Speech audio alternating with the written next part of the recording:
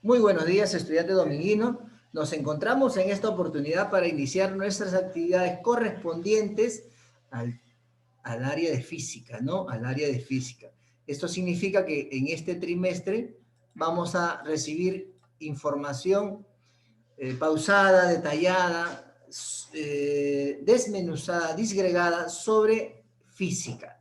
Vamos a ir dándole los primeros conceptos sobre física desde el punto de vista de la historia, cómo viene la física, desde qué tiempo es que se desarrolla la física y quiénes han sido los primeros precursores de esta materia científica, como vemos en nuestra pizarra, ¿no? Como vemos en nuestra pizarra interactiva que nos acompaña ya algunos meses, es donde solamente está mi pizarra, está el docente y ustedes están en sus casitas. Vemos acá claramente los fenómenos naturales. Posiblemente sea una hipótesis de lo que tiene que ver mucho con la física, ¿no? Desde el punto de vista de conceptos, ¿no? ¿Qué estudia la física?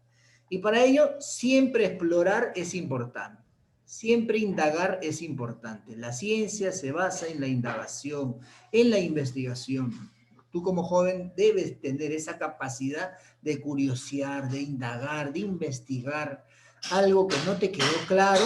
¿Para qué? Para completar esa estructura que ya yo les decía anteriormente, ¿no?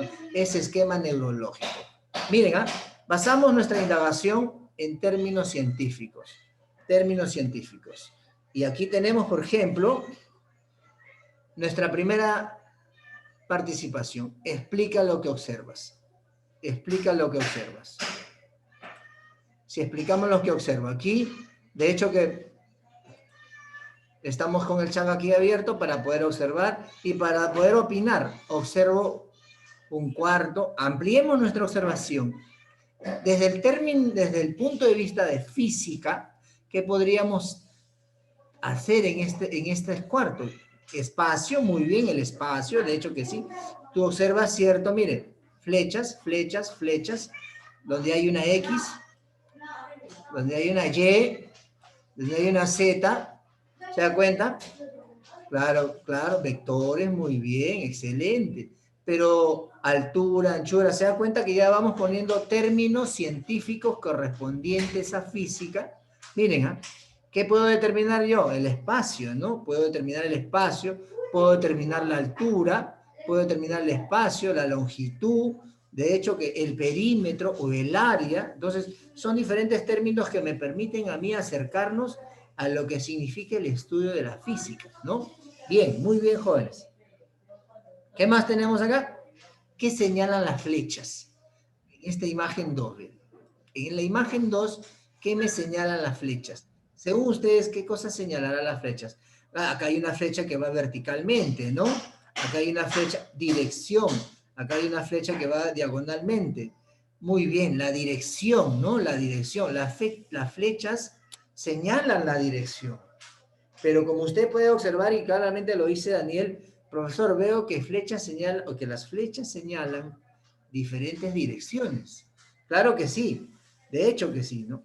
Y justamente podemos plantear un ejemplo que cuando rebota un prisma de luz, toma diferentes direcciones, ¿cierto? Toma diferentes direcciones. Nosotros le conocemos con estas flechitas, con estos símbolos.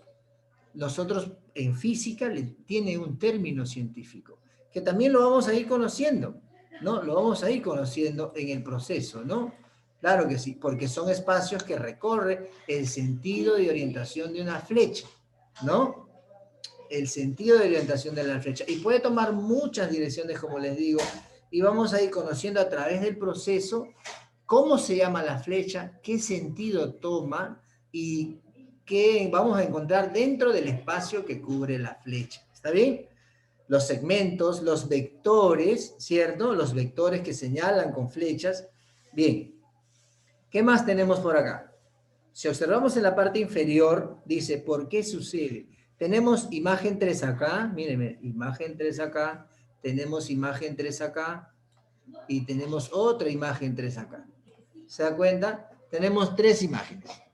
Tres imágenes número 3. ¿Qué sucede ahí? ¿Por qué sucede esto? La descomposición de la luz blanca. Muy bien, Víctor. Claro que sí. Y lo vemos en diferentes procesos, ¿no? La 3 se repite, ¿no? El famoso arco iris. Acá ustedes determinan cómo se llama este fenómeno natural, este número 3 del centro. También tiene un nombre, ¿cierto? También tiene un nombre llamado excelente, Víctor. Excelente. Claro, muy bien, López, Guaruco López. Aruco López dice, profesor, eso sucede porque la lluvia choca con el sol o los rayos del sol chocan con la lluvia, con las gotas del agua y se produce como un prisma natural, ¿no? Como un prisma natural. Y eso genera que tú, a través de tus maravillosos ojitos, puedas observar esos colores, esos colores. Muy bien, gracias por el dato, Aruco López. Seguimos. ¿Qué más tenemos? ¿Qué será esta situación que estamos observando en la imagen 4B? ¿Qué aportes nos brindará esta imagen 4? Una bala atravesando una manzana. Miren, ¿eh? Una bala atravesando una manzana. Y claro que sí, una bala atravesando una manzana. Significa que una bala tiene, para que pueda atravesar una manzana, tiene que tener una velocidad. Muy bien, la velocidad. Y con esa velocidad evidentemente impacta en la manzana de tal manera que lo atraviesa, como dice claramente, y fuerza, porque sale con una fuerza, ¿cierto? Con una fuerza y eso asume una velocidad como consecuencia, parte la manzana. De hecho que sí, pero esa fuerza y esa velocidad, ¿será constante en el tiempo o solamente hay un espacio de intensidad de fuerza? ¿Mm? Claro, es que el detalle es que esta es la punta de la bala, pues, ¿no? Es la punta de la bala, el extremo. Claro. De hecho que sí, es como los perdigones que salen de los cartuchos a cierto tiempo se salen para diferentes lugares y eso significa que no es constante en el tiempo, ¿no? Va a recorrer con esa intensidad y esa velocidad un espacio determinado y luego se reduce su intensidad hasta disminuirla a cero. A cero, ¿cierto? Todo ello son procesos naturales, acontecimientos naturales que se pueden medir, ¿sí o no? Se pueden medir, muy bien. Vamos a seguir acá. En esta parte tenemos qué ocasiona. En la número 5, en la imagen 5, en la imagen 6, ¿qué ocasiona? Sí, claro, la erupción de un volcán, de hecho que sí, hay alguna razón por la cual se producen esta erosión del volcán, es un fenómeno natural. Muy buen dato, Daniel, es un fenómeno natural. Estos son rayos, ¿cierto? Los rayos, los pararrayos. Ustedes saben que acá en la Sierra del Perú tenemos pues lugares donde existen estos acontecimientos naturales, acá en Lima no, pero en otros lugares del mundo también ocurre y las casas están diseñadas para tener pararrayos en la cima de tu casa, que son una estructura metálica que recibe al rayo para que... Ustedes saben que los rayos buscan los metales, ¿cierto? ¿Por qué? Porque los metales son buenos conductores de corriente. ¿Sí? Muy bien. Bien.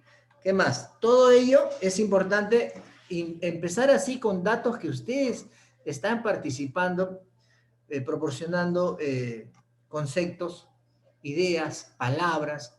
Eso significa que estamos trabajando con personitas que ya saben de términos que vamos a encontrar en la física. Y eso es muy importante, joven. Eso es muy importante porque si tú tienes conocimiento de vectores, de velocidad, de fuerza, ya tienes conocimientos de física. Como persona, eres muy bueno para ello, ¿ya? Porque no te has olvidado. Y esta imagen espero que justamente es para que recuperes esa información, esa recuperación de ideas claves, ¿cierto? Muy bien, la física. ¿Qué ocasiona todo ello? La física, ¿no? En general, ¿qué van a representar? ¿Qué ciencia lo investiga? Los fenómenos naturales, muy bien. ¿Y quiénes investigan a los fenómenos naturales? Las ciencias físicas. Las ciencias físicas. Muy bien. Excelente, excelente.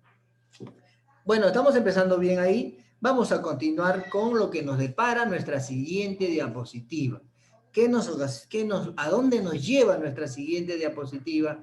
Para poder empezar con términos, conceptos, imágenes y aportes de de personas que han ido dejando su granito de arena sobre la física.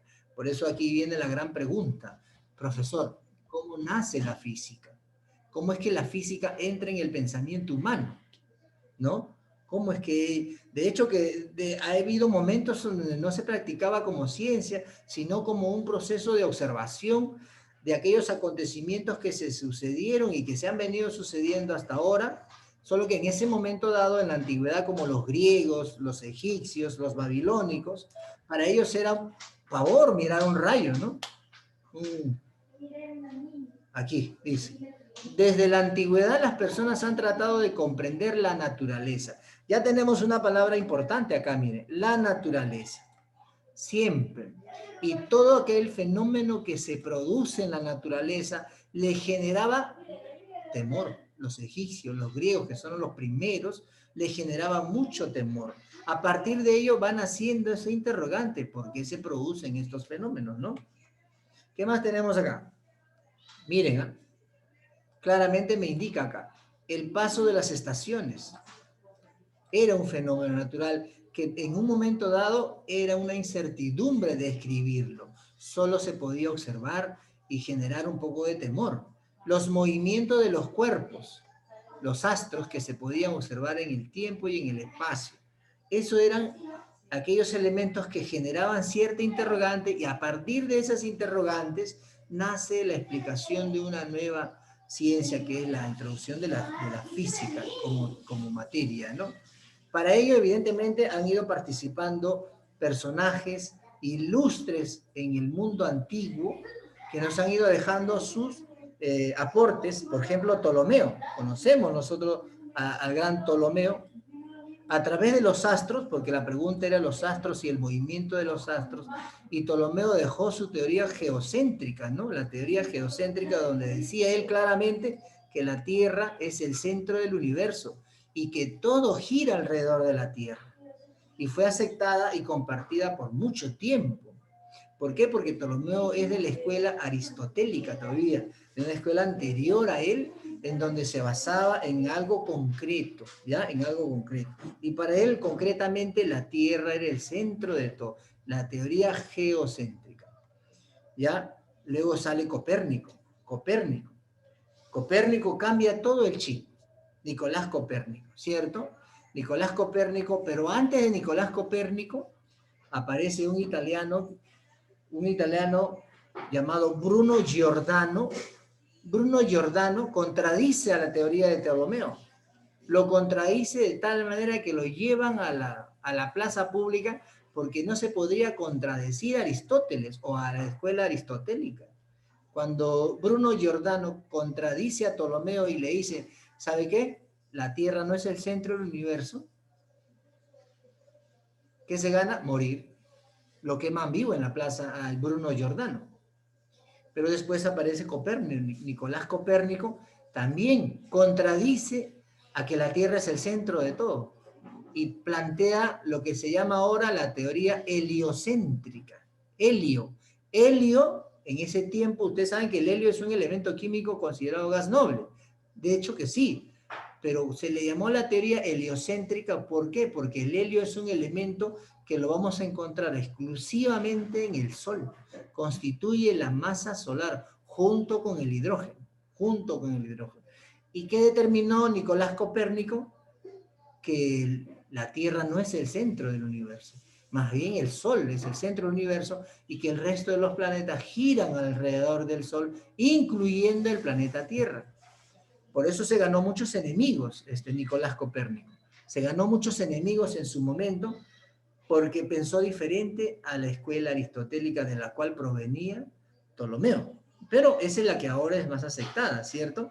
Esa es la que ahora más aceptada, la teoría heliocéntrica del gran Nicolás Copérnico. Pero también tenemos al gran Galileo.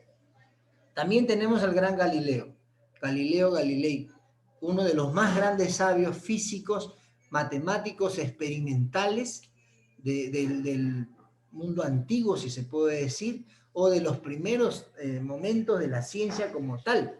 Por eso dice claramente, impulsó el empleo de la sistematización de la parte experimental. ¿Qué significa? Que él ya empezó a utilizar los métodos científicos, el conocimiento científico, es decir, no puede publicarse algo si es que antes no se compruebe correctamente.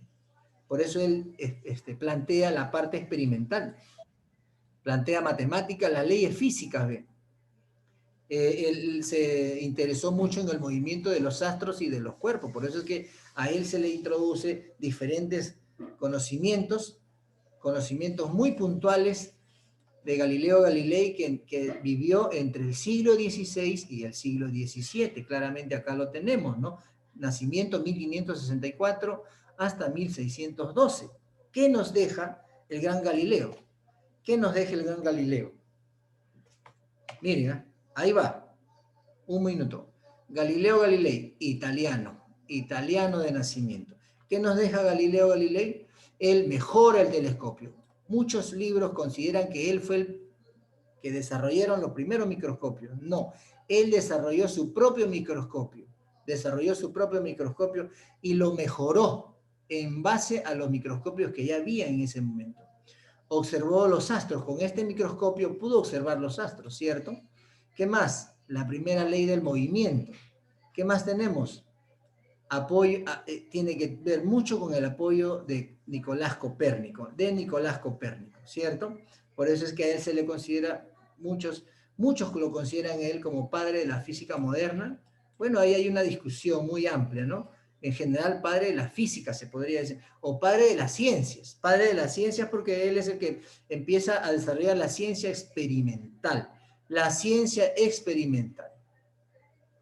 Bien, aquí tenemos la pantalla de Galileo Galilei con todos sus aportes acerca de la física básica, ¿cierto? Cómo es que nace la física a través de ciertas interrogantes que lo hemos venido viendo en el detalle con los aportes de estos personajes. ¿Qué más tenemos? Miren, ¿eh? ¿Qué más tenemos por acá? El gran Isaac Newton, el Sir Isaac Newton, ¿no? El gran Isaac Newton, que por ahí ya lo había escuchado, que es uno de los grandes generadores de la física. Muchos lo consideran como el padre de la física clásica, ¿no? La física clásica. Ya, ahí. Él dejó muchas contribuciones a la física que hoy conocemos. Vivió 1643 hasta 1727. Nacido en Gran Bretaña, ¿no? Nacido en Gran Bretaña el gran Isaac Newton, que nos dejó. Inventó los cálculos matemáticos. Para hacer cálculos matemáticos que ahora lo tenemos en las diferentes tablas calculadoras. ¿Qué más? Desarrolló el telescopio de reflexión para trabajar con lo que significa la reflexión de la luz. Por eso tenemos nosotros el disco de Newton. El disco de Newton de la descomposición de la luz en los colores, ¿no? En los colores. Para eso utilizó su telescopio de reflexión que él mismo desarrolló. ¿Ya? ¿Qué más nos deja el gran Isaac Newton? Descubrió que la luz está compuesta por colores, la luz blanca, pero claramente dice, ¿no? Los fotones de luz no tienen color. Los fotones de luz no tienen color cuando están en el espacio. Profesor, pero el arco iris, lo que pasa es que ahí hay una descomposición de la luz a través de un prisma natural, ¿no? De un prisma natural, y eso hace que uno pueda identificar los colores que vemos en el arco iris. En realidad los colores que ustedes pueden apreciar, ¿no? Cuando ustedes, inclusive viendo la pantalla, pueden observar diferentes colores. Es porque también nosotros en nuestra vista, funcionalmente, estamos hechos de proteínas, jóvenes. Estamos hechos de proteínas. Cada proteína que tenemos realiza una función específica. Para todos son proteínas básicas que debemos de tener. Si nosotros podemos identificar los colores es porque tenemos proteínas especiales para hacer ese trabajo. Bien. ¿Qué más? ¿De qué más no trabaja? ¿De qué más nos deja el gran Isaac Newton? La teoría de mecánica cuántica, ¿no? La teoría de la mecánica cuántica, que ahora hablamos como el trabajo mecánico, ¿no? En la física estos tiempos, ¿no? En la física de estos tiempos. En la física de estos tiempos. ¿Qué más nos deja la teoría de la teoría de la gravedad? La teoría de la gravedad. Bien, ¿qué más tenemos por otro lado del gran Isaac Newton? Datos muy puntuales de él.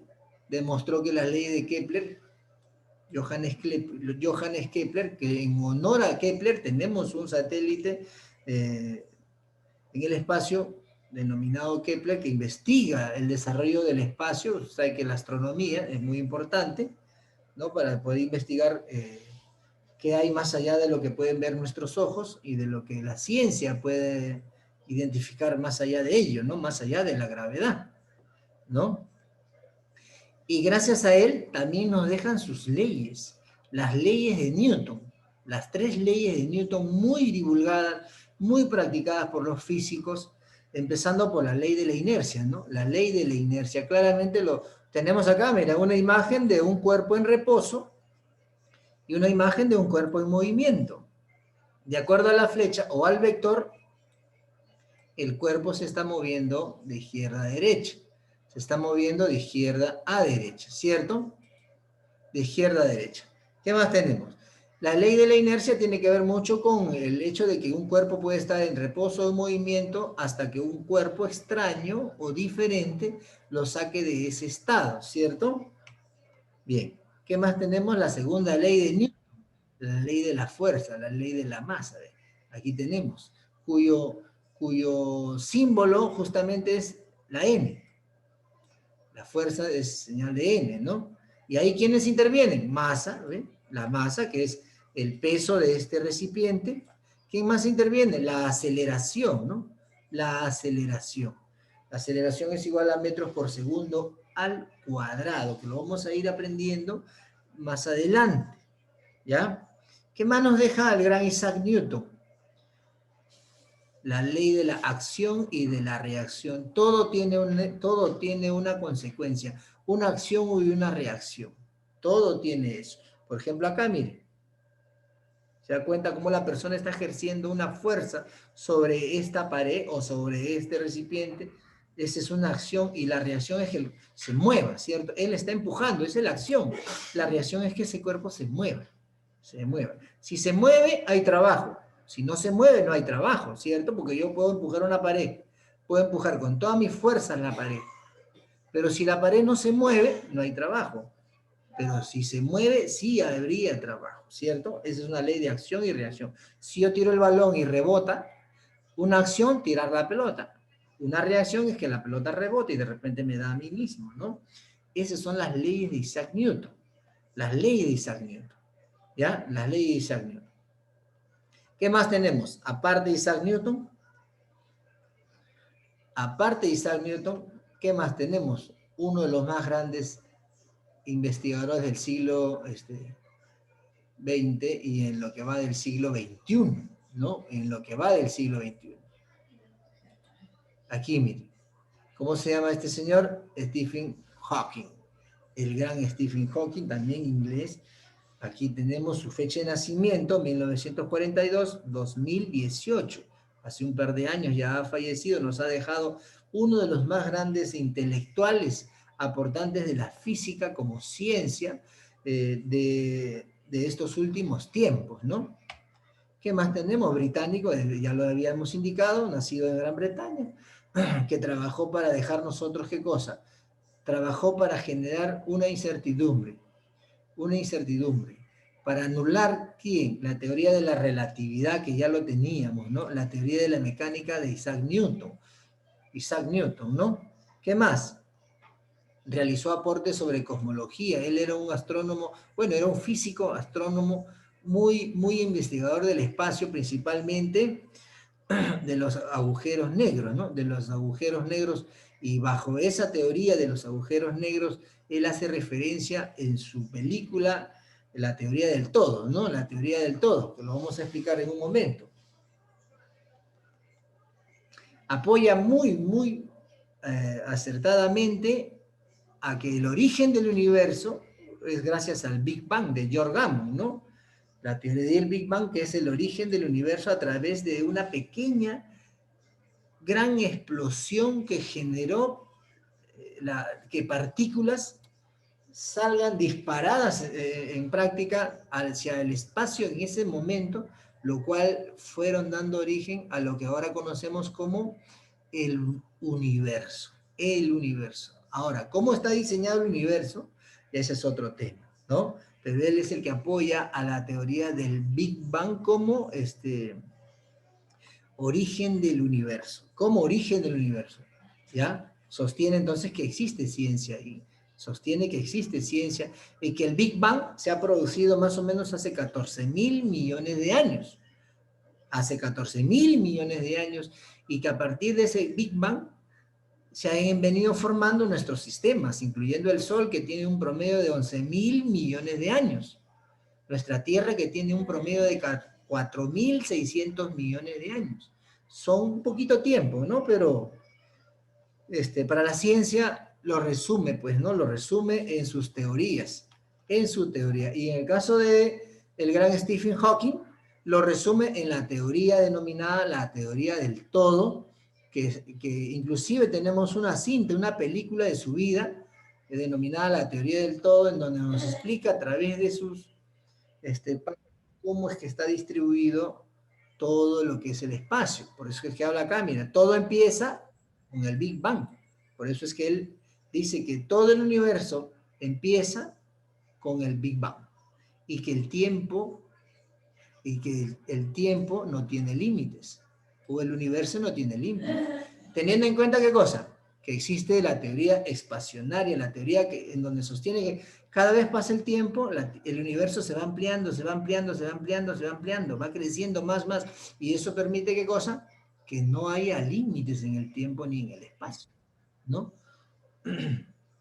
Habla de unificar. ¿Unificar qué cosa? La teoría de la relatividad, las leyes de la física que fueron dejadas por los anteriores científicos, todo lo que se ha dejado antes, él pretende unirlo en una teoría denominada la teoría del todo. Lamentablemente Hawking, ustedes saben muy bien que Hawking desarrolló un problema neurológico, ¿no? Un problema neurológico que lo llevó a perder la motilidad, es decir, el movimiento de sus miembros inferiores, superiores, el movimiento de su cuerpo, y hasta solamente poder hablar a través de una computadora que fue diseñada por otro científico para que él a través de ciertos mínimos movimientos que tenía ya en la parte central de su cerebro podría generar un lenguaje que se podía repetir en la pantalla de su monitor, ¿no? En la pantalla de su monitor. Este señor es muy brillante, tiene cerca de 11 doctorados, creador de la teoría del todo, y ahí se discutía mucho sobre los agujeros negros y aquello que se creía que había o no en los agujeros negros, ¿no? ¿Qué más tenemos por acá? En estos tiempos, ¿cómo podemos definir a la física? A la física. Claramente me dice aquí, ve, lo que ustedes habían dicho ya, es una ciencia natural. Es una ciencia natural que tiene que ver con los componentes fundamentales de la naturaleza. ¿De qué está formada la naturaleza? De materia y de energía. Entonces, él pretende, ¿qué cosa? Explicar estos componentes que tienen que ver con la interrelación entre la materia y la energía. De hecho que sí, nosotros somos materia, pero vivimos energía. Y gracias a la energía generamos un trabajo. ¿Se da cuenta cómo va hilvanándose los conceptos básicos del origen del universo? Porque también el universo se originó a partir de una mínima molécula de energía que no soportó más y explotó. Y de ahí se genera la materia, ¿no? ¿Qué más pretende explicar la física? El espacio y el tiempo. El espacio y el tiempo. Por ahora, lamentablemente, el tiempo no se puede controlar, ¿no? Lamentablemente, el tiempo es dueño de nuestro destino. No podemos controlar el tiempo, ¿no? Las interacciones fundamentales que hay entre el espacio y el tiempo. Es decir, si de aquí, de donde tú te encuentres, a un lugar determinado, hay 40 kilómetros, ¿cuánto de tiempo debo de utilizar para llegar a ese lugar? Ahora, esa es la relación entre espacio y tiempo. Y para ello, evidentemente, está vinculada con otras áreas muy importantes como es la matemática y la lógica. La matemática y la lógica permite a la física fundamentar con hechos concretos, descritos con símbolos y números, lo que quiere explicar de la relación entre la materia y la energía y entre el espacio y tiempo, ¿no? ¿Qué más tenemos? Ya nosotros sabemos que physis viene del latín, naturaleza, physis o física.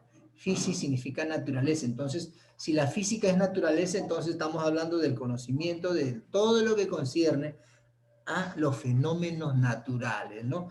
A los fenómenos naturales. Y ahí existe, pues, lo que ustedes decían, ¿no? La física clásica y la física moderna. Teniendo en cuenta el aporte que me habían hecho ya en el chat, profesor, la física se origina en el siglo XX, claro que sí, en el siglo XX, 1900.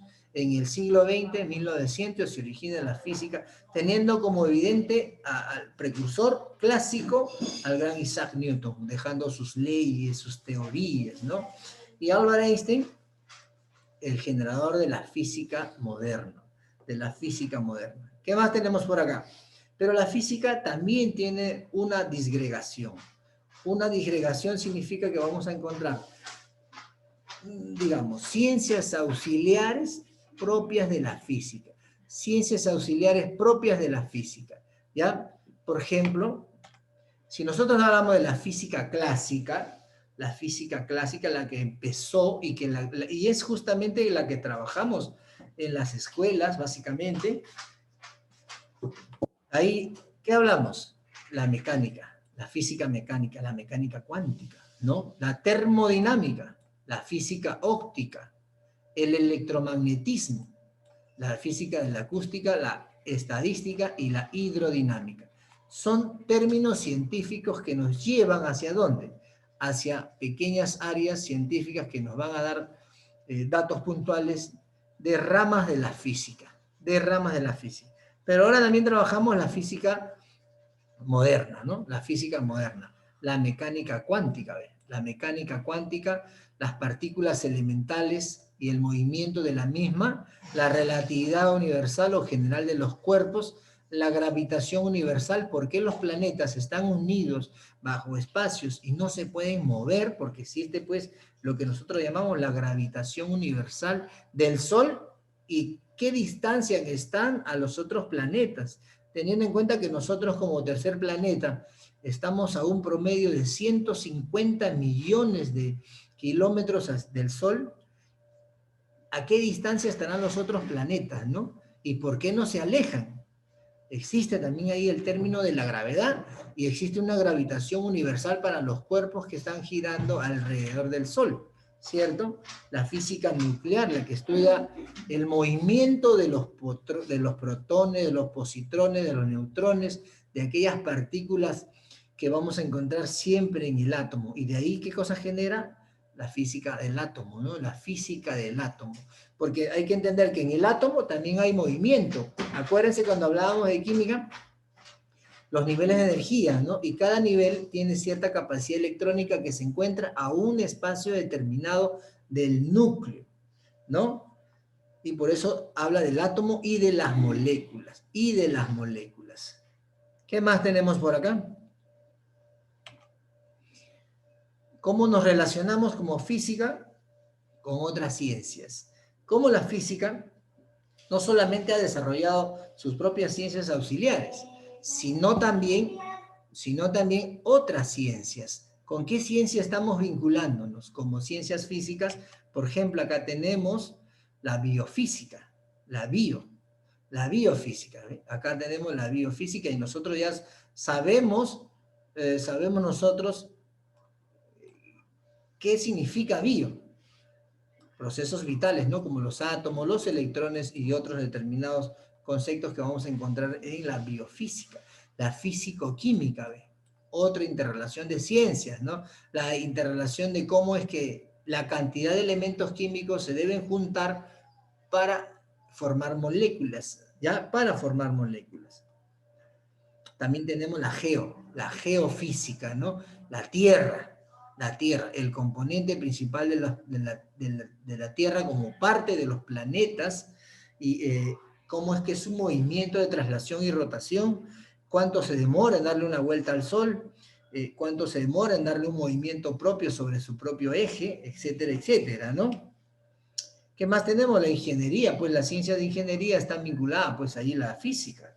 Las matemáticas, ya les dije hace un momento atrás, las matemáticas pues son muy importantes para poder explicar los procesos físicos en términos numéricos, ¿no? Y simbólicos.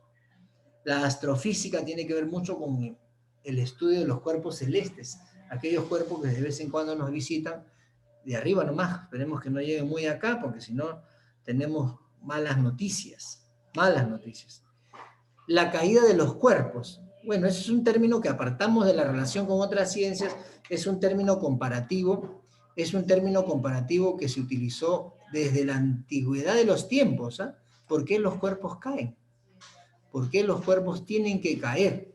Para Aristóteles que vivió, miren, 389 a 322 antes de Cristo, para Aristóteles, decía él claramente, los objetos pesados caían más rápido que los objetos livianos. Para él, en ese momento, ¿en qué basaba su investigación Aristóteles? En la observación, básicamente en la observación cotidiana que él podía identificar a través de su experiencia. Pero Galileo Galilei, él no está de acuerdo enteramente con las afirmaciones de Aristóteles sobre la caída de los cuerpos. Él habla de que todos los cuerpos caen con la misma rapidez. Él dice que todos los cuerpos caen con la misma rapidez. Pero Galileo Galilei ya no aplica solamente el término de la observación, sino él aplica, ¿qué cosa? El método científico.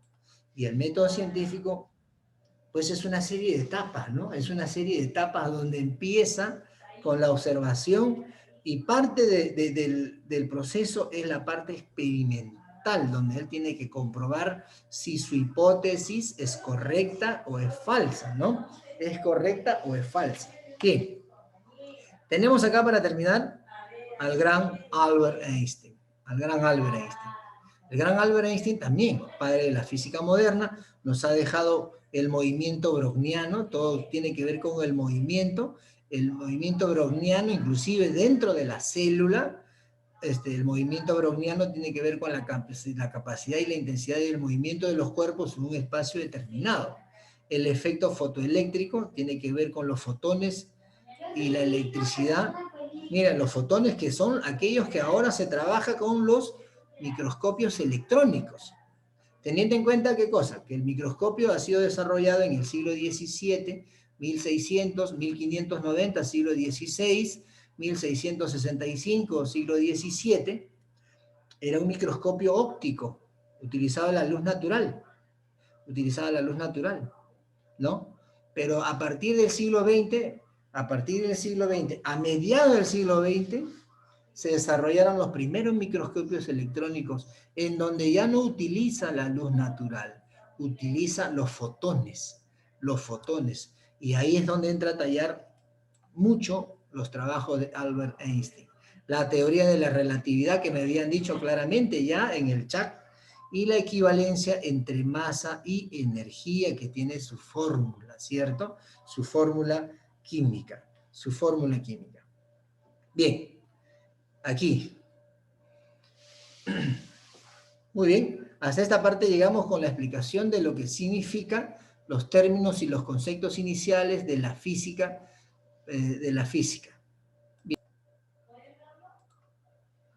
Bien, jovencitos, muchísimas gracias por su tiempo. Sí, yo respeto sus horarios, muchachos. A veces nos pasamos 1 minuto, 2 minutos. No, solamente su chat es importante por ahora. No podemos dejarle tarea de esta parte introductoria.